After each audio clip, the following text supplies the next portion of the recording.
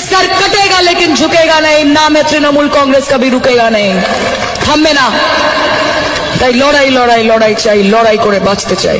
इस तेवर को दोस्तों तेवर नहीं एरोगेंस कहते हैं। और जब यही एरोगेंस इंसान के सर पर चढ़ जाता है तो उसे लगता है कि उसे कोई हरा नहीं सकता, जबकि वो भूल जाता है कि शेर को सवा शेर मिलता ही है एक दिन। इसी एरोगेंस का एक और सैंपल ये रहा दोस्तों। जब मोदी डरता है सदन को छोड़ के भागता है, डर के मारे भाग गए। ठीक इन्हीं की मानिंद इनकी नेत्री जिनको ये लोग फॉलो करते हैं, जिनके अंडर ये लोग काम करते हैं, वो भी चुनाव के पहले बहुत ही उछला करती थी। अब देखो चुनाव हारने के बाद उनकी टोन बदल गई है, उनका सुर बदल गया है। दीदी तो छोड़े जाबे, दीदी जाबे ना, दीदी থাকবে। What you want to finish me? Can you do it? Never. আমি আবার বলছি আমি দুর্বল নই, আমি শক্তিশালী লোক। যতদিন বাঁচবো মাথা উঁচু করে চলবো, আর যতক্ষণ বাঁচবো রয়্যাল বেঙ্গল টাইগারের মতো বাঁচবো।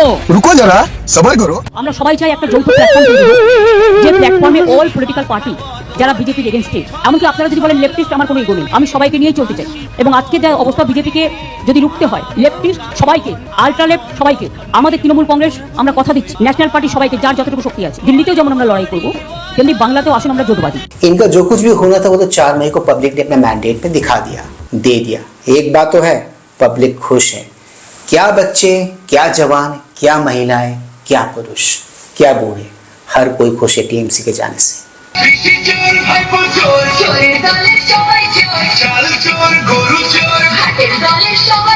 इस क्लिप के बारे में एक बहुत ही इंटरेस्टिंग बात बताऊं मैं आपको। इस क्लिप को देख लेने के बाद भी, इस किस्म के हजारों क्लिप्स अवेलेबल है सोशल मीडिया पे, उसको देख लेने के बाद भी हैं कुछ लोग अब भी इस देश में ऐसे जो अब भी ममता जी को डिफेंड कर रहे हैं। मैं आपसे पूछना चाहती हूँ कि पहली बार ममता बनर्जी जब उभर कर आई इस चुनाव के बाद, तो उन्होंने कहा कि इंडिया अलायंस मेरे साथ, और इंडिया अलायंस का जिक्र करने लगी। यहाँ पे सवाल ये भी उठ रहा है कि इंडिया अलायंस बन के क्यों नहीं ये चुनाव लड़ा गया पश्चिम बंगाल में। मुझे आप बताइए संगीता कि इंडिया अलायंस का क्या भविष्य है अभी? मुझे तो लगता है जो इंडिया अलायंस है, इंडिया ब्लॉक, इसका पूरा डा एंड हो चुका है। मैं बताऊं आपको क्यों इसलिए डा एंड हो चुका है। आप देखिए, 2 स्ट्रीट फाइटर्स थे इसमें, ममता बनर्जी और अरविंद केजरीवाल। इनको इलेक्टोरल डिफीट से खत्म कर दिया गया है। स्टैलिन जो है वो स्ट्रीट फाइटर नहीं है, बट बहुत स्ट्रॉन्ग ब्लॉक थे ये दोनों, इंडिया ब्लॉक। इनको भी इलेक्टोरल डिफीट से खत्म कर दिया गया। अभी आपने जिनको भी सुना, ये लोग वो लोग हैं दोस्तों जिनको बंगाल से जब भी इस किस्म की खबरें आती हैं तो वो नजर नहीं आती है, इनको वो दिखाई नहीं देती है, या फिर वो इन्हें देखना नहीं चाहते। क्यों? क्योंकि इस किस्म की खबरें उनके नैरेटिव में फिट होकर जो नहीं बैठती हैं। नंबर 36 के बस्ती वासियों को ये इतना दी जा रही है कि जो लोग तृणमूल के दलाल थे और अब बीजेपी के झंडे को लगाकर खुद को बीजेपी बता रहे हैं, ऐसे लोगों से होशियार रहे। वो लोग बीजेपी के कोई नहीं है। बीजेपी के नाम से कोई भी तोलाबाजी, कोई भी सिंडिकेट नहीं चलेगा। किसी को भी आपको कोई भी पैसा नहीं देना होगा। सो फार अभी तक इस वीडियो में आपने जो कुछ भी देखा सुना, ये थी टीएमसी की हार की कई सारी वजहों में से कुछ एक वजह। इन सारी वजहों के अलावा ये भी एक वजह थी, जी हाँ, टीएमसी के स्पोक्स पर्सन, जिनको वो डिबेट शोज में टीएमसी को डिफेंड करने के लिए भेजा करते थे।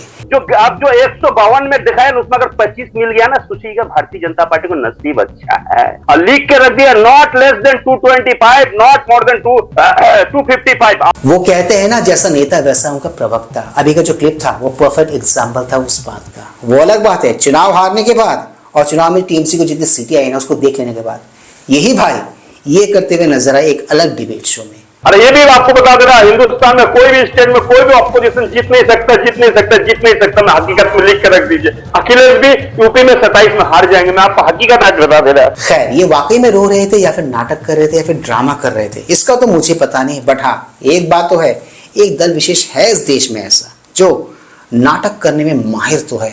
राजनीति में अगर ये ना होते ना तो डेफिनेटली किसी ड्रामा कंपनी में तो ये लोग जरूर होते। माथा पे मुंह में बहुत बड़ा आँख में प्रॉब्लम हो रहा है।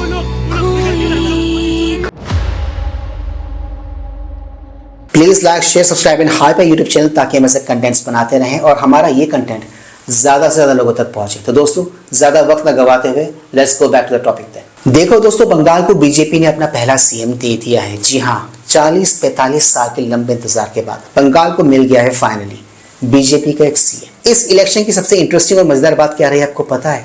इलेक्शन कैंपेन के शुरू होने से पहले और बीजेपी के सीएम बन जाने तक बंगाल में कई सारे मोर्चों पर हमने भाजपा को या फिर अलग अलग प्रवक्ताओं को, अलग अलग लोगों को टीएमसी को एक्सपोज करते हुए देखा।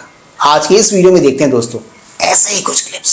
तायोनी घोष ने शिवलिंग का मजाक उड़ाया। राम जी मुसलमान थे, मदन मित्रा ने बोला। जय श्री राम बोलने पर गिरफ्तार हो गए। जागो मां बोलने पर जिस प्रकार से आप गिरफ्तार हो जाते हैं, परंतु बाबरी जिंदाबाद बोलने वाला हुमायूं कबीर गिरफ्तार नहीं होता। ओबीसी लिस्ट में 99% जो है ओबीसी के आरक्षण जो है मुसलमानों को देना। आप लोग राहुल को कोस रहे हो। तौसीफ ने खुद टीएमसी के खिलाफ चुनाव लड़ा। इस चुनाव में 400 वोट मिले उनको। क्या किसने तौसीफ इंडिपेंडेंट जी, हाँ। क्योंकि जो सिस्टम को टिकट नहीं मिला था, ये किसे मिला वो भी बोल दिया। तौसीफ अहमद खान ने टीएमसी के खिलाफ चुनाव लड़ा और नीचे टीएमसी समर्थक लिख दिया मेरी टीम ने। अरे इसे आनंद, डॉक्टर आनंद की शक्ल देखिए, डॉक्टर आनंद को दिखाइए भाई।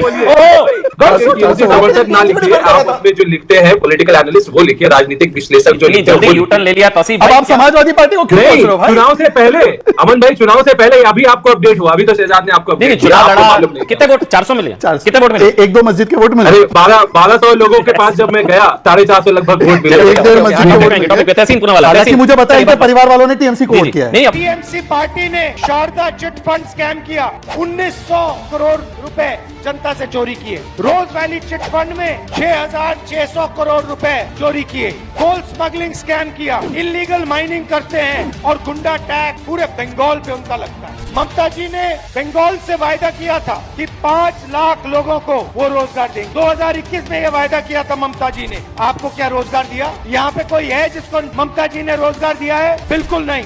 84 लाख बेरोजगार युवा ने अप्लाई किया है अनएम्प्लॉयमेंट अलाउंस के लिए। मुझे ये बताइए कि ममता बनर्जी का जो रिएक्शन है चुनावों पर कि मैं मुख्यमंत्री पद से इस्तीफा नहीं दूंगी, मैं राज्यपाल को जाकर के नहीं दूंगी इस्तीफा, चुनाव आयोग असली विलेन है, भाजपा से के साथ मिलकर के 100 सीटें हमारी लूटी गई, अब मैं कहीं से भी चुनाव लड़ सकती हूं, मैं आजाद पंछी हूं। इसको लेकर के कई बार विपक्ष से सहानुभूति रखने वाले पॉलिटिकल पंडित्स भी कहते हैं कि ये शायद अब करने से बाज आना चाहिए क्योंकि ये अच्छी मैसेजिंग नहीं जाती है। जो उनका रिएक्शन है, क्या आपको लगता है कि वो लोकतंत्र के आचरण के अनुरूप नहीं है? देखिए, मुझे लगता है चुनाव के बाद जो हारता है उन्होंने हार स्वीकारनी चाहिए। इन सारे क्लिप्स में जो कुछ भी बातें कही गई है उसकी सत्यता को अगर आपको जानना है तो आप सिंपल से गूगल करिए, इंफॉर्मेशन सर्च करिए, अपने एंड से रिसर्च करिए, आपको पिक्चर क्लियर हो जाएगी। सोफा वीडियो में आपने जो कुछ भी देखा सुना उसको देखकर आपको क्लियर हो गया होगा कि टीएमसी बंगाल चुनाव क्यों हारी, किस लिए हारी, किन वजहों से हारी। नो डाउट वहां की पब्लिक खुश है। रिजल्ट के आ जाने के बाद भी हमें वहां से सेलिब्रेशन के वीडियोस देखने सुनने को मिल रहे हैं। वजह आप समझ गए होंगे क्या है।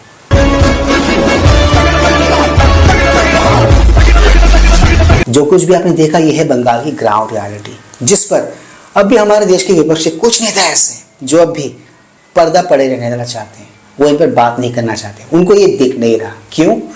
अपनी पॉलिटिक्स के चलते। नहीं, आप हारे नहीं है, आप हारे नहीं है, हारे नहीं है। आज के इस वीडियो में सो फार आपने हर उस इंसान को देखा जो बीजेपी की जीत से बंगाल में खुश है। जो लोग खुश नहीं है उनको भी आपने देख सुन लिया। बट हाँ, एक बात तो है, इनको आप इग्नोर नहीं कर सकते। बहुत ज़्यादा खुश हूँ क्योंकि बंगाल की जनता जो थी वो बहुत टाइम से परेशान है। And I think the people of Bengal by electing BJP have basically voted for democracy. मुझे ऐसा लगता है ममता जी और टीएमसी को इनकी हाई लगी है और कहते हैं किसी भी लड़की की हाई और आ लेनी नहीं चाहिए, जो कि उन लोगों ने ली। तो दोस्तों, आज के इस वीडियो में सिर्फ इतना ही। मैं मिलूंगा आप सबके साथ अपने अगले वीडियो में। Anyways, do not forget to like, share, subscribe YouTube channel. इससे हमें शक्ति मिलती है, इससे हमें ताकत मिलती है और इससे हमें मोटिवेशन मिलती है। कीप स्माइलिंग दोस्तों।